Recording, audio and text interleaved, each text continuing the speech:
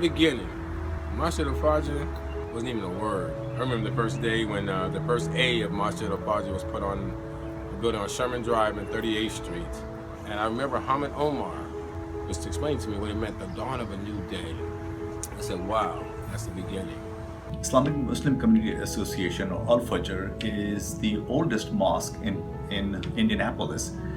This mosque came about after the turmoil of civil war and the death of Martin Luther King and the Vietnam War. So a lot of the African American Muslims that became Muslims were the first ones to start the masjid. And also at that time, the school, MTI school, was started by two African American women.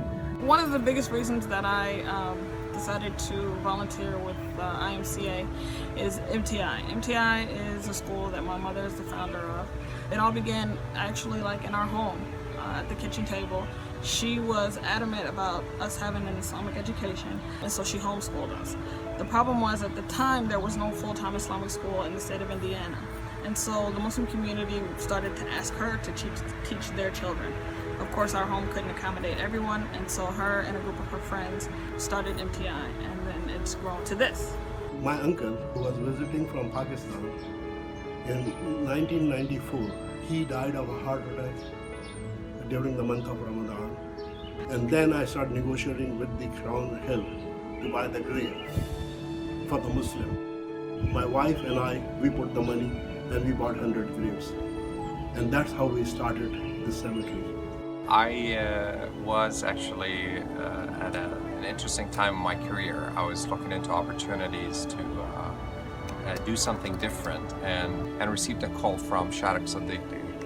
Shariq asked me whether you would be willing to serve on the board of Al-Fajr, of IMCA. At the time I had heard about the incidents that happened late in 2014.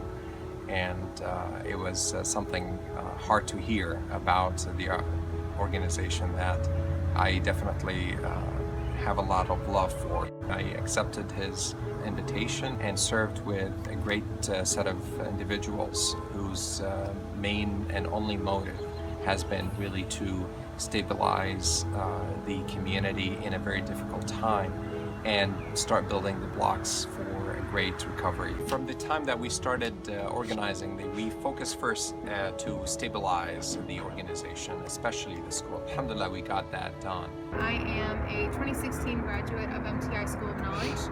I've been at MTI for 3 years now, and MTI has definitely had its ups, but it's also had its downs. I decided to stay because I felt that MTI was a strong community and they could get through it, and I knew that the administration members and the teachers were committed to the students and sincerely cared about us.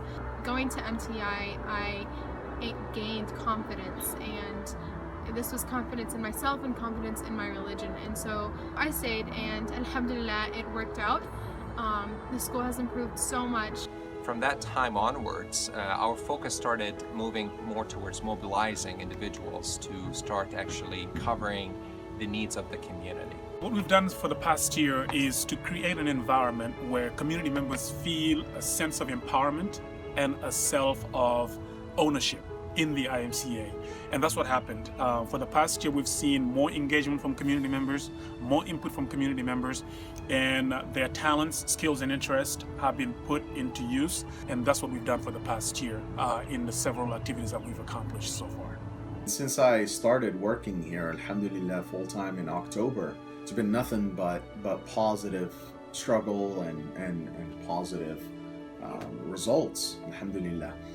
You know, now with the Religious Affairs Committee, between myself and Sheikh Abdurrahman Ba and Sheikh Ahmed Al-Amin and Adil Majid, mashallah, I mean, we've been able to introduce so many religious programs to the masjid. We just recently had Sheikh Salah Sawi visiting the community here with the help of the MAC, another committee here, the Masjid Affairs Committee. We also have the Social Committee headed by Sister Mastura and Sister Amal, you know, who are doing such an amazing job bringing social activities to the masjid and putting things together. Being a part of the Religious Affairs Committee, alhamdulillah, we've been able to enact a lot of really awesome events and start a lot of great projects. projects that will continue on hopefully for years and years to come. Some of the things include some of the weekly classes that we do here, the Arabic class, things like the Khatib training and the Khatib workshop that we've done, not only here at the masjid, but also at IUPOI, trying to be involved and engaged with as many young people as we can be, and be impactful in their lives. I'm part of the Masjid Affairs Committee, MAC. We want to have the masjid as a first and the base point of social interaction between the whole community. And I'm emphasizing and I'm saying again and again the youth, because we want them to get involved in the Islamic community, to feel that they belong to something. The youth in our masajid are very much like youth at other masajid, and they feel like they don't belong. They feel like there's a void in the masjid, that a masjid is not a place for them. And in order for us to instill this love for the masjid inside their hearts, so they can be among those that are protected under the shade on the Day of Judgment, is to have things that tailor towards them. And what attracts the youth more than stories? And if we focus on stories of the Sahaba, stories of the Prophets, and finding ways to implement them through proactive, hands-on Islamic studies, by volunteering in our community and around in our community. And some of the ways that we've been doing that is by having different themes for lock-ins for both guys and for girls. We've had many bonfires. We have a bonfire almost every weekend on Fridays. And we engage these kids, and there's no structured talk where we have somebody who's going to feed them knowledge. It's more of an interactive conversation with the youth, where we want to hear where they're coming from, and they tell us where they're coming from, the experiences they've had, and we as the adults, as the leaders of the community, try to instill a connection of what they're experiencing with Islam, and how to maybe lean more of their lives towards acting upon the Islam that they know or may not know. The Women's Committee is something that MCAS is in the end stages of forming, and the main goal of it is to bring in more women into leadership positions and to ensure that there is space for them to stay in leadership positions. I'm in the charge of forming social committee, and really I feel that I love working with people, I love social work, and I have really great team in social committee. It is a great opportunity open for young people to be here, for old people to be with them, collaboration. I'm the chairperson of the committee that oversees the functioning and affairs of Al Ilm Baking School. We as a team offer helping hands in spring cleaning and gardening of IMCA premises and support the Masjid Al Fajr food pantry. We take part in Cincinnati Kirat competition and basketball tournaments regularly. Our basketball team, age 10 and under, won this year's championship. 11 of our students took part in UIF essay competition.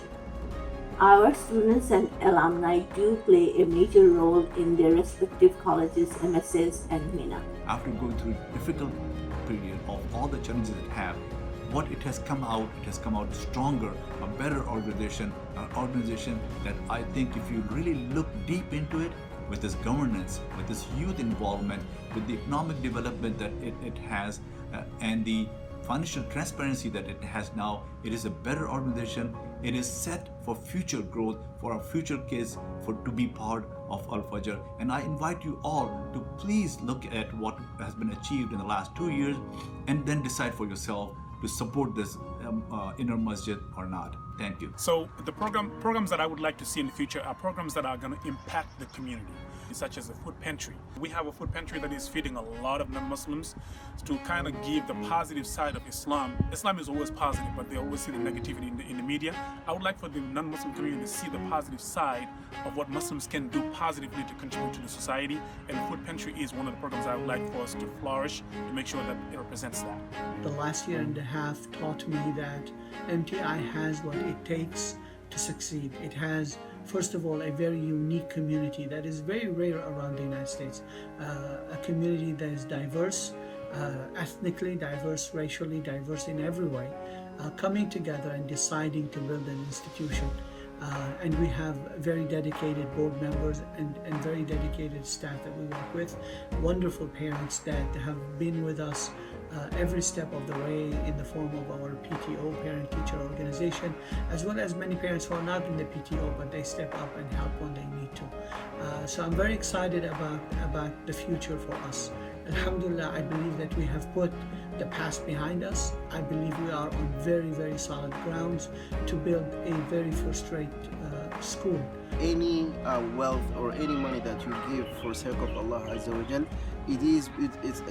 Allah will multiply it for you, as if you have just thrown one seed in the ground, and this seed will grow up, and then many hundred seeds come out of just one seed. So you putting $1 in this effort in this masjid, it will be perpetual sadaqah. And by giving, supporting the IMCA mission and the Masjid al-Fajr, to be precise, you are establishing for yourself two types of perpetual rewards. Any money you will give, it will go toward these programs and to achieve the IMCA mission, which is guaranteeing the satisfaction of the Muslim community in the Indianapolis area.